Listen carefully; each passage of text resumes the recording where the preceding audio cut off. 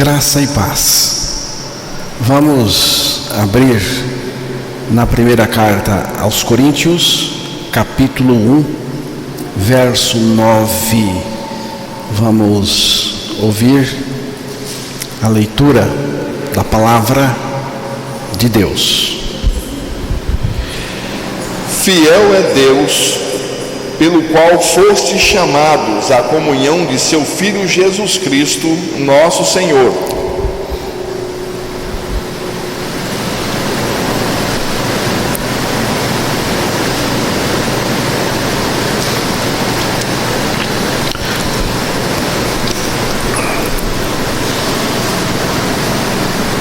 Que Deus revele a sua palavra aos nossos corações. Fiel é Deus. O apóstolo Paulo começa falando da fidelidade de Deus. Fiel é Deus. A igreja depende da fidelidade de Deus. A nossa comunhão com Deus depende da sua fidelidade. Tudo depende da fidelidade de Deus. Não é a minha fidelidade. A minha fidelidade também depende da fidelidade de Deus. Deus me faz fiel a Ele, a sua palavra. Eu só posso ser fiel com a fidelidade de Deus. Primeira carta aos Coríntios, capítulo 1, verso 8. O qual também vos confirmará até o fim, para serdes irrepreensíveis no dia de nosso Senhor Jesus Cristo. A versão que eu estou usando diz assim: a versão que foi lida também é muito boa. Ele os manterá. Quem mantém é Deus. Ele os manterá firmes até o fim, de modo que vocês serão irrepreensíveis no dia de nosso Senhor Jesus Cristo. Então, fiel é Deus. Fiel é Deus, pelo qual fostes chamados para a comunhão de seu Filho Jesus Cristo, nosso Senhor. Você sabe o que é intimidade, comunhão, intimidade? A intimidade é um projeto para se atingir 100%. Não começa 100%. Porque a intimidade, ela cresce, ela aumenta. Mas, quando atingimos 10%, já estamos muito empolgados. E já dá para descobrir quão preciosa é a intimidade, a comunhão, quão precioso é o nosso relacionamento. Quando adentramos o círculo íntimo da comunhão, ali nós não precisamos de máscaras nenhuma. Nem precisamos também esconder as nossas fraquezas na comunhão. Intimidade quer dizer colocar algo para dentro. Ter intimidade com alguém é colocar esse alguém dentro do coração. Estão entendendo? Ter intimidade com alguém é colocar esse alguém dentro do coração. Da mesma forma, intimidade é estar em Deus e Deus em mim. Deus me tem nele e eu o tenho em mim. O Senhor Jesus Cristo me tem em seu coração e eu o tenho em meu coração.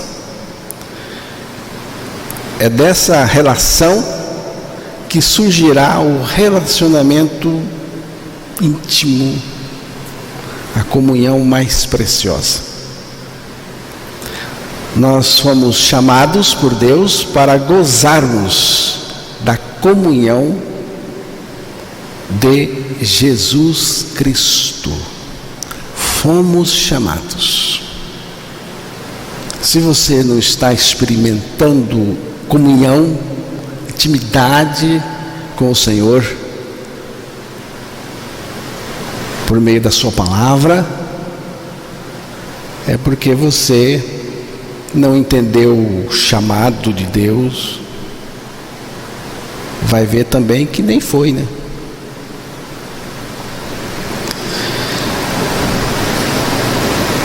Deus nos chamou pela nossa morte e ressurreição com Cristo. A maneira de Deus nos chamar para nos colocar dentro do seu propósito. Então, Deus nos chamou por meio do Evangelho, por meio da nossa morte e ressurreição juntamente com Cristo. Depois da nossa morte com Cristo na cruz, nós entramos na comunhão. A comunhão vem depois da nossa morte com Cristo na cruz. Primeiro vem a identificação, depois a comunhão. A comunhão é o convívio, o relacionamento. E também nós não precisamos pedir comunhão com Jesus.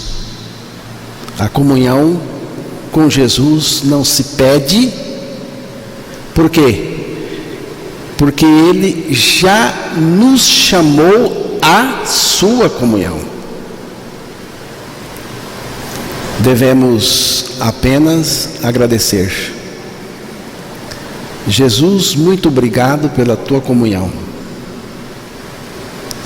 Pai, muito obrigado porque me chamaste à comunhão do seu Filho. Irmãos, temos que diferenciar bem as coisas. Exercício religioso não é intimidade. Ativismo religioso não é intimidade. Tem muita gente que só tem ativismo religioso, exercício religioso, mas não tem intimidade, não experimenta comunhão, não desenvolve comunhão. Isso gera enfado. O exercício religioso, o ativismo religioso gera enfado, cansaço, agastamento, zanga, aborrecimento, mau humor. Conhece alguém assim? Alguém que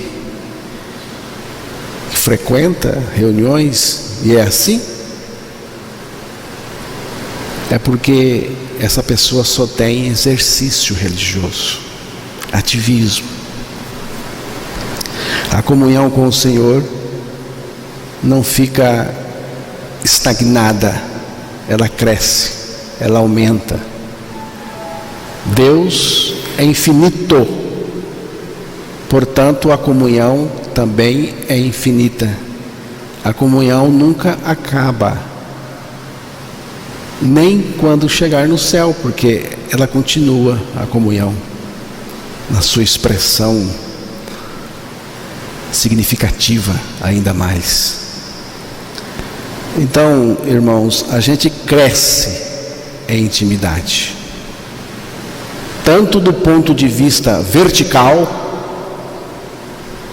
como também do ponto de vista horizontal. A relação de Deus comigo, a minha relação com Deus e também o relacionamento entre nós, uns com os outros. Tem que ter significado, tem que ter importância.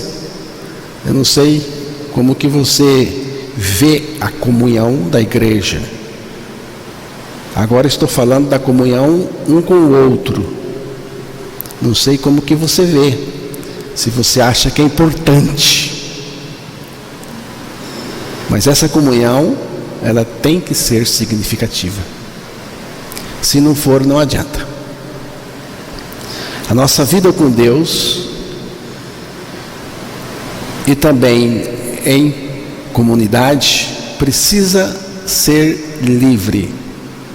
Tem que ser descontraída, sem tensão, sem agastamento e sem a lei da imposição, daquela coisa obrigatória.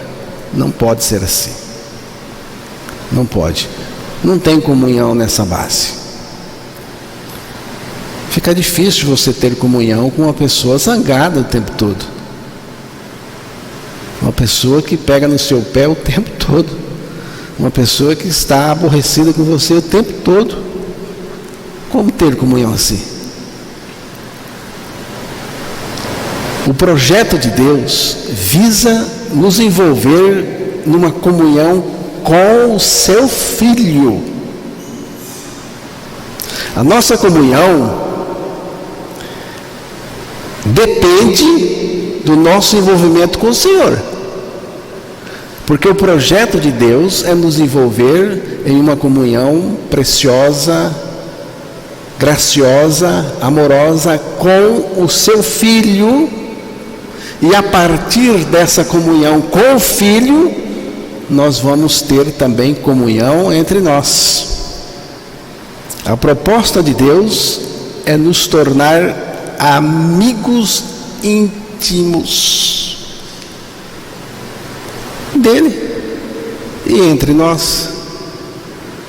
Você veio para cá, você creu na palavra e você não quer ser meu amigo íntimo?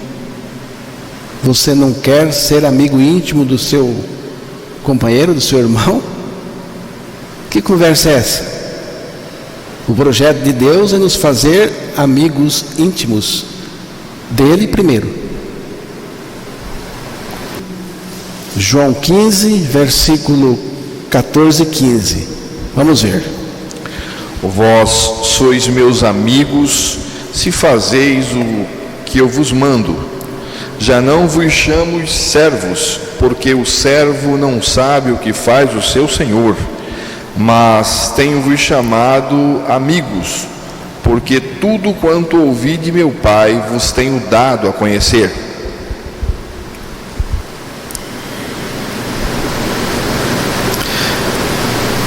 É uma amizade gerenciada pela comunhão pessoal com o Senhor.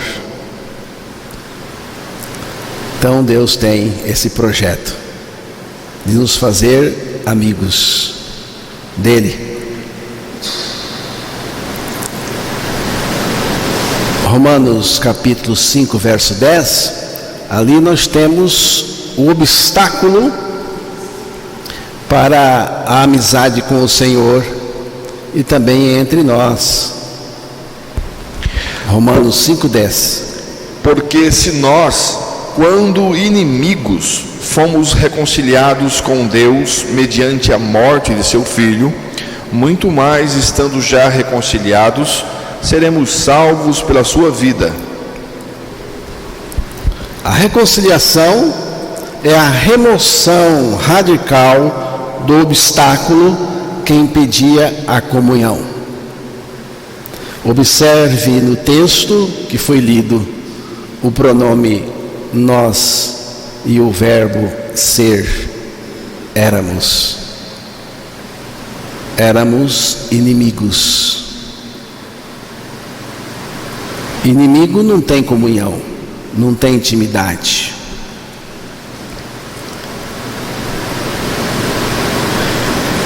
Então, tanto o pronome nós como o verbo ser estão relacionados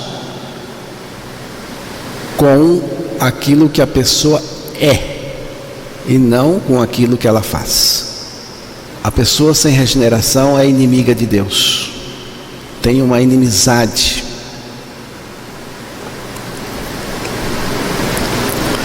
Mas Deus veio para resolver isso em Cristo. Deus operou a reconciliação em Cristo. Existem 2 tempos nesse processo: a reconciliação pela morte e a salvação pela vida. A reconciliação pela nossa morte com Cristo na cruz e a salvação pela vida operante de Cristo em nós. Então, nós temos aí os 2 aspectos: a cruz, a morte do Senhor, a nossa morte com Cristo, desfazendo aí a inimizade, a natureza inimiga, a natureza rebelde, a natureza pecadora. Ela é desfeita no corpo de Cristo.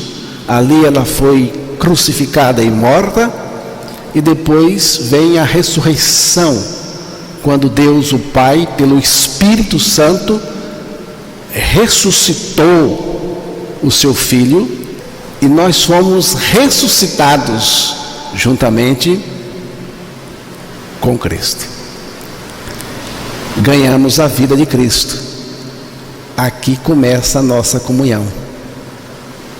A nossa comunhão começa na vida de Cristo em nós. E mais do que isto, Cristo está em nós, vivendo a vida dele. A partir da nossa ressurreição, Cristo está em nós. Ele pessoalmente está em nós. Então nós podemos ter comunhão com uma pessoa, a pessoa do Filho de Deus, que está em nós, que vive em nós. Cristo realizou o impossível: tornar-nos amigos de Deus, porque Ele removeu a inimizade na cruz. E depois nós ganhamos a vida dele, né? Pela nossa ressurreição com Ele.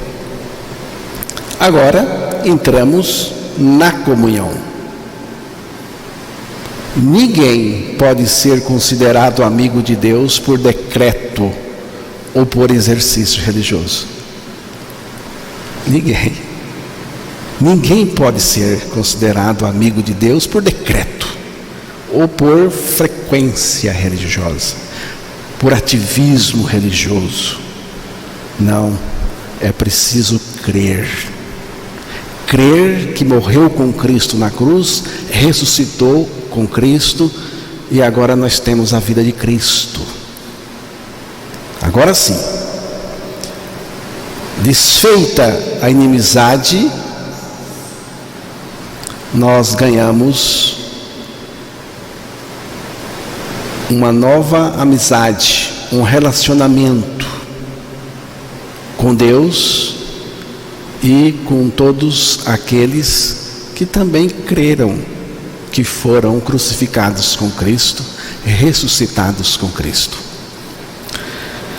A nossa vida em comunidade só dá certo se for uma vida de relacionamento saudável. Ninguém pode viver coletivamente sem os princípios básicos da boa coexistência, da boa convivência. Ninguém pode. E o princípio está aqui: não mais eu, mas Cristo em mim. Cristo operando em mim. E só assim funciona. Só funciona assim. Uma comunidade onde os relacionamentos são confusos, doentes, a sua conservação está fadada ao fracasso. Qualquer grupo, qualquer comunidade, que o relacionamento no grupo seja um relacionamento confuso, agitado, tenso, a conservação desse grupo está seriamente ameaçada. Antes de tudo, o relacionamento precisa ser afetuoso. Preste atenção. O nosso relacionamento precisa ser afetuoso. O nosso relacionamento com Deus, o nosso relacionamento entre nós, o relacionamento no casamento, do casal, tem que ter afeto. Segunda carta aos Coríntios, capítulo 6, verso 11, 12 e 13. Para vós outros, ó Coríntios, abrem-se os nossos lábios e alargam-se o nosso coração. Não tendes limites em nós, mas estáis limitados em vossos próprios afetos. Ora, como justa retribuição, falo-vos como a filhos, dilatai-vos também vós.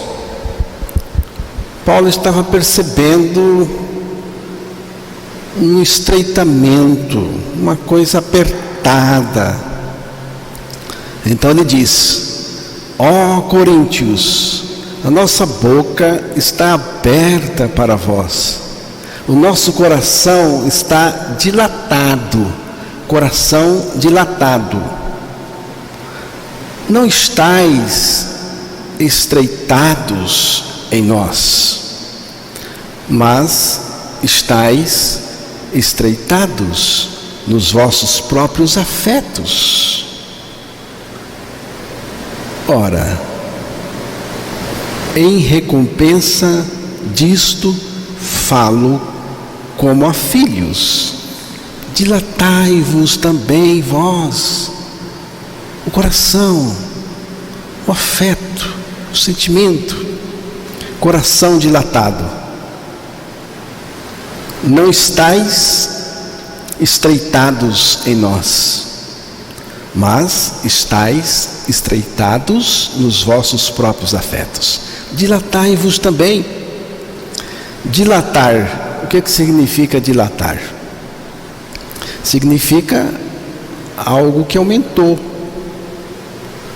estendido, aumentar de tamanho, de volume, expandir.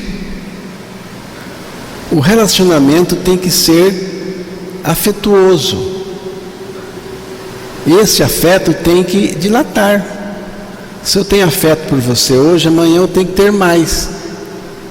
Aumenta, estufa, expande. Agora, se eu ficar encolhido, não, eu não estou gostando muito mais do irmão, não. Eu começo a encolher em mim mesmo. Começo a diminuir o afeto. Você vai ficar frio, gelado. O seu relacionamento vai morrer. Vale em casa também, na família, entre nós. Então, irmãos, o afeto. Há uma necessidade de termos relacionamentos significativos, tanto com o Senhor, na igreja e também na família. Jesus, ele via os discípulos como pessoas e não como executores de tarefas. A execução de tarefas vem depois da comunhão com o Senhor. Jesus se conservava próximo dos seus discípulos e não distante deles. Muitos não têm relacionamentos achegados, talvez tenham conhecimento,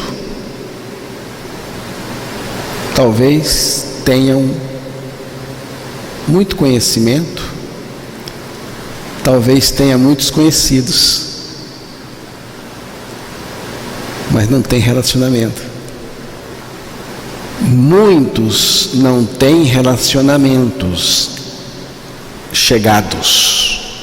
Talvez tenham muitos conhecidos, muitos contatos sociais, mas não relacionamento íntimo. Você é uma pessoa que tem muito contato social? Já pegou o celular? Já viu o tanto que você tem? Você tem, né? Facebook. Você tem um monte. Mas relacionamento você tem? Então, irmãos, o que manda é ter relacionamento, ter comunhão com alguém. Não dá para ter comunhão com uma pessoa zangada, como eu já disse, e pega no pé dos outros o tempo todo. Tem gente assim, que se aproxima de você para criticar você ou alguém. Tem pessoa que não dá para conversar, irmãos. Eu converso de tudo.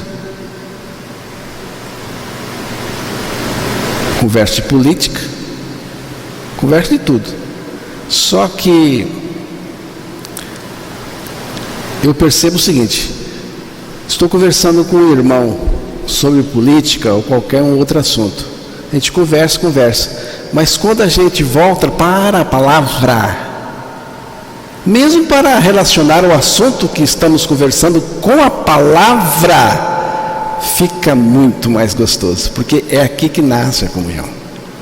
Então, você vai conversar com uma pessoa que ela não quer conversar com a palavra, eu fico sem jeito. Você não quer conversar com a palavra, da palavra.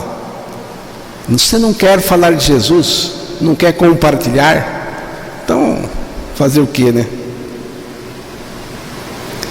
A igreja é um lugar onde as diversidades e diferenças são colocadas no prisma do amor, do ponto de vista do amor. Você acha que tem que ser tudo legalzinho aqui? Todo mundo igual? Não. Tem diferenças, tem diversidade. Mas aqui tem amor. E qualquer diferença, qualquer diversidade tem que ser colocada dentro do prisma do amor.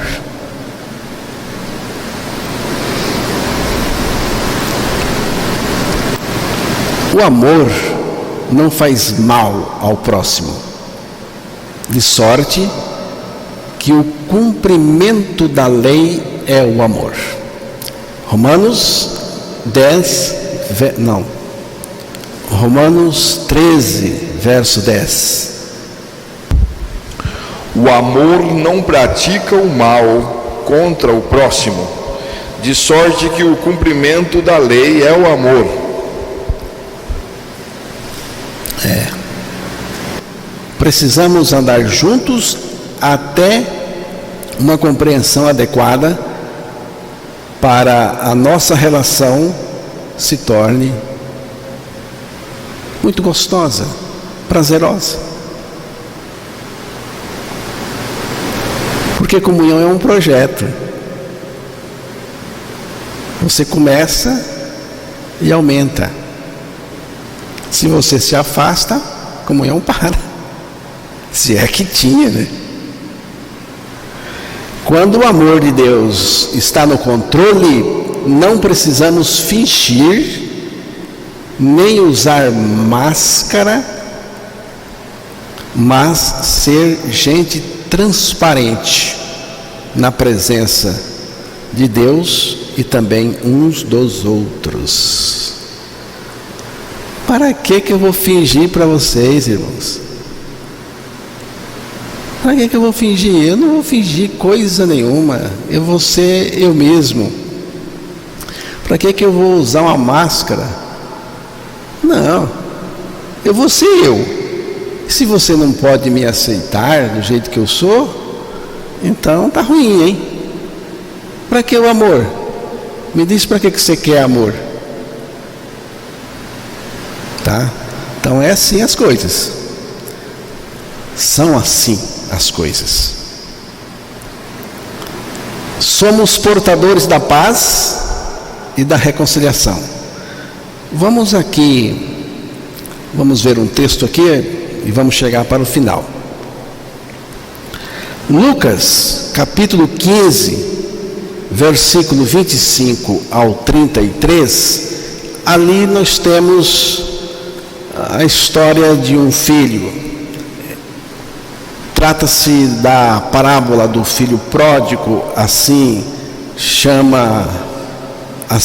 alguns chamam essa parábola, mas temos lá 2 filhos, e hoje nós não vamos falar do filho rebelde, do filho que saiu, que pediu a parte para o pai e foi embora, depois voltou e foi aceito, foi restaurado.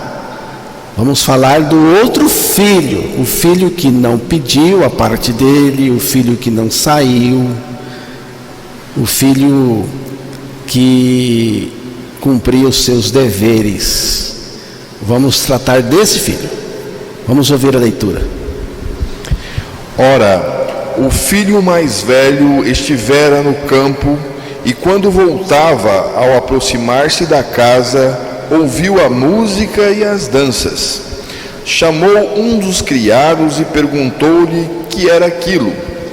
E ele informou: veio teu irmão e teu pai mandou matar o novilho cevado, porque o recuperou com saúde.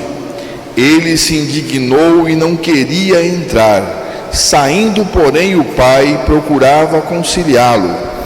Mas ele respondeu a seu pai: há tantos anos que te sirvo sem jamais transgredir uma ordem tua, e nunca me deste um cabrito sequer para alegrar-me com os meus amigos.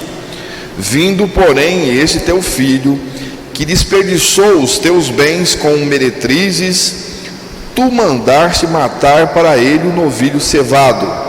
Então lhe respondeu o pai: meu filho, tu sempre estás comigo, tudo o que é meu é teu.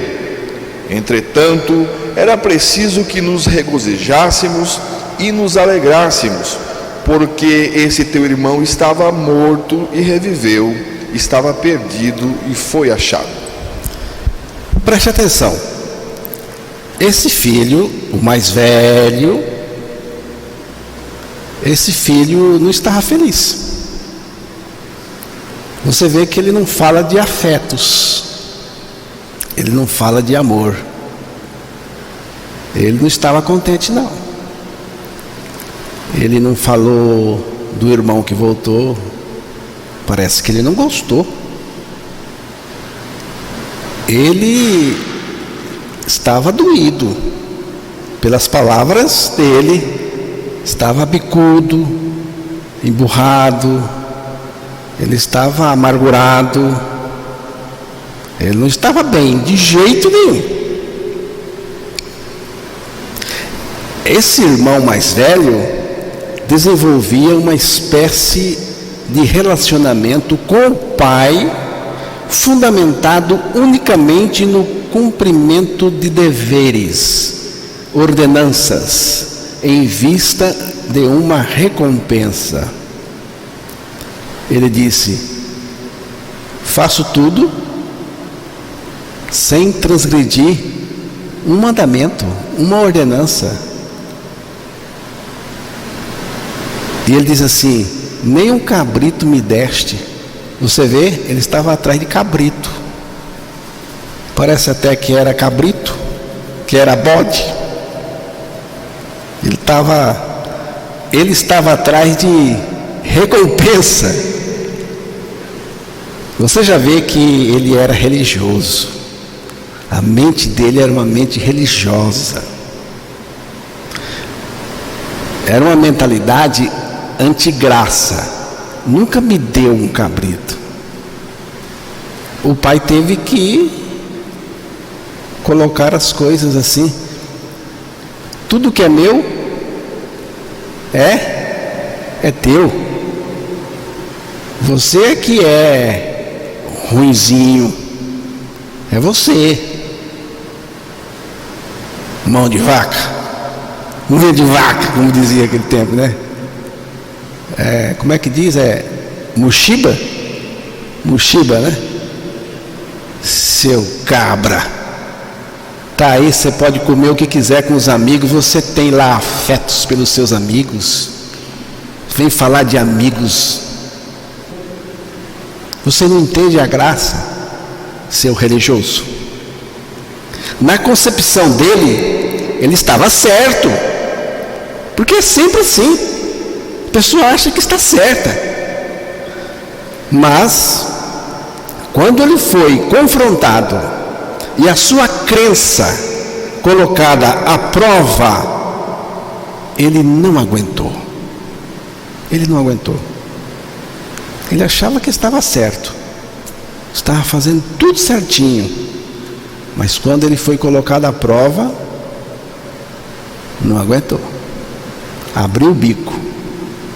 Rasgou o verbo da murmuração e colocou para fora toda uma raiva, porque dá para perceber que ele estava com raiva, toda uma revolta, porque dá para perceber que ele estava revoltado, um descontentamento, uma murmuração muito profunda. Tudo isso foi revelado naquele momento. Foi revelado naquele momento o quão superficial ele era e alienado do relacionamento do Pai. Ele não tinha relacionamento verdadeiro. Ele achava que tinha. E tem muita gente assim, vivendo na religião. Ele era religioso e construtor da antigraça. Ele não desfrutava da graça infinita do Pai, nem da sua preciosa comunhão. O Pai também queria resgatá-lo, restaurá-lo também, como fez com o outro. O rapaz não tinha uma vida imoral. Ele era um bom cumpridor do dever. Ele não é acusado de coisas imorais na parábola. Qual é a concepção certa de vida cristã? A obediência faz parte da vida com Deus. Você pode estar pensando, mas então quer dizer que você é contra obedecer às ordens de Deus, às ordenanças? Não estou pregando isso. A obediência faz parte da vida com Deus. Porém, nós precisamos obedecer ao Senhor motivado por um relacionamento correto com Ele. É disso que eu estou falando. É disso que eu estou falando. Mas quem não tem a concepção certa vai tentar obedecer pelo dever. Pelo dever. Tem que ser pelo amor. E quando chegam os embates da vida, as lutas, as dificuldades, as dores, o sofrimento, as perdas, o contraditório, aí a pessoa fica exposta. É revelado o tipo de cristianismo que essa pessoa está desenvolvendo. Essas coisas, irmãos, que eu disse, expõem a gente diante de Deus. E Deus usa essas coisas para expor para nós a qualidade do nosso relacionamento com Ele. A maneira como nós reagimos diante dessas coisas vai revelar a profundidade da nossa experiência com o Senhor. Se você tem, né? Quanto mais conhecermos a Cristo, mais as nossas raízes vão se aprofundar nele. E quanto mais as nossas raízes se aprofundam no Senhor, mais se dará a nossa comunhão com o Senhor. Dizem que as palmeiras do deserto da Arábia são sempre verdes, porque as suas raízes alcançam cerca de 4 quilômetros de profundidade. Lá embaixo, ela busca nutriente e força para a sua subsistência. Que Deus nos dê a graça de sermos palmeiras da Arábia, cujas raízes estão fincadas profundamente no Senhor. Profundamente no Senhor. Aí você não vai se ressentir quando as coisas desagradáveis acontecerem. A sua raiz está funda. Pode vir seca. Sua raiz vai buscar umidade muito profundamente.